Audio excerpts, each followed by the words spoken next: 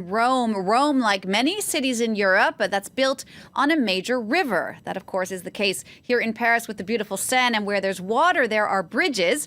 The bridges of Paris have been immortalized over the years in movies, photos, or paintings. And here to tell us more about those bridges is a historian and museum educator, Dr. Vanessa Lambert from Paris Muse. Hi, Vanessa. Hi, Jean. Thank you so much for coming in to talk to us. Now, before we actually get to the bridges, I have a question for you. Tell us a bit more about this right bank, left bank that we always hear about, but no one really knows what it means. Sure. So that just refers to the way the River Seine flows. If you're on a boat downstream on the Seine, the left bank is on your left and the right bank is on your right. It's as simple as that.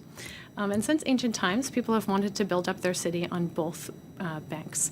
The bridges of Paris go back about 2,000 years to Roman times. The Romans set themselves up on the Ile de la Cité, where Notre Dame is located. So this, of course, meant that they needed bridges to connect the island to the mainland, and they made the Grand and Petit Pont, or the big and little bridge, to do so.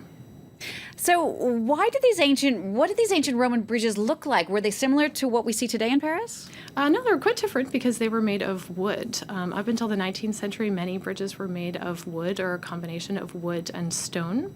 And in the Middle Ages, you can imagine that this was a huge problem because in this period, there were actually houses on Parisian bridges. This was part of how they would finance their construction. So there were homes and businesses and shops just like on any other street in Paris. You can think of the Ponte Vecchio in Florence for an example of what that would look like. But this would mean that if the wood supports would rot or someone would have a house fire, the whole bridge could actually collapse into the river and bring all of its inhabitants along with it. But I imagine over the years, Paris's bridges have faced other threats from humans, for example. Oh, absolutely. During the Norman invasions in the 9th century, also more recently during the Franco-Prussian War and Commune in 1870 to 71.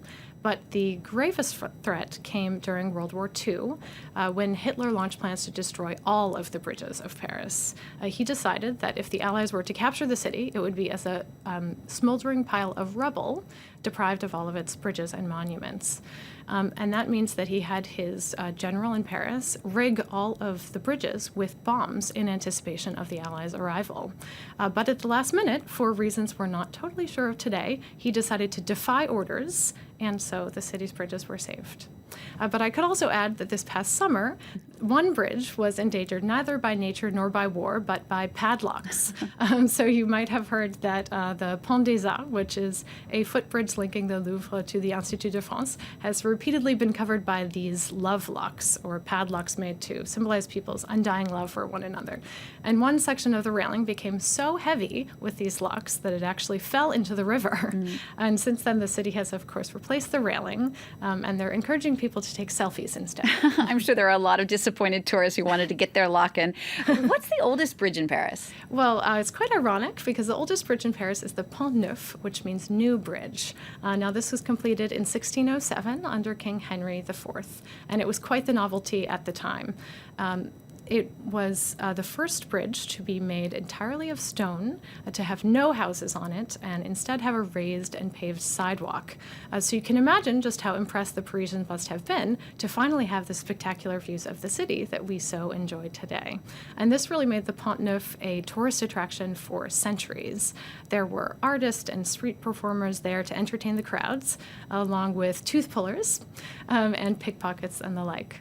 But with the Pont Neuf, we see something of the larger evolution of the city of Paris, going from being very wooden and compact to being much larger, more monumental, and made of stone. For the tourists who come here, if you had to pick one bridge to go see, what would it be? I guess I'd have to say the Pont Alexandre III. Now, this is definitely the most extravagant bridge in Paris. It was built in 1900 for the World's Fair to connect two new exhibition spaces, the Grand and Petit Palais, which are still around today, to the fairgrounds on the left bank.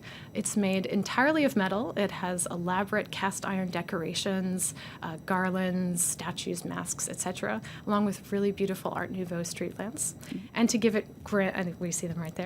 And to give it grand entrances, it has these beautiful large columns topped with golden statues that represent the fame of the arts, sciences, commerce, and industry to link up with the activities of the World's Fair. And if you can believe it, there's actually a nightclub and a restaurant underneath it today.